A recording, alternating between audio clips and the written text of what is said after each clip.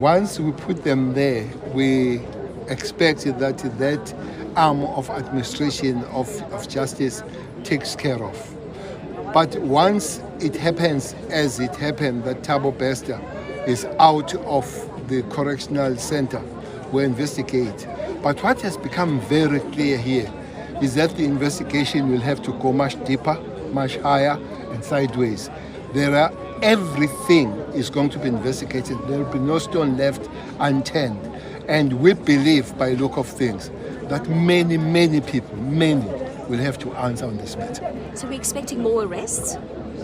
Well, indeed, as you know, that 4 people have appeared in court today, and the Thabo himself is the 5th of that one.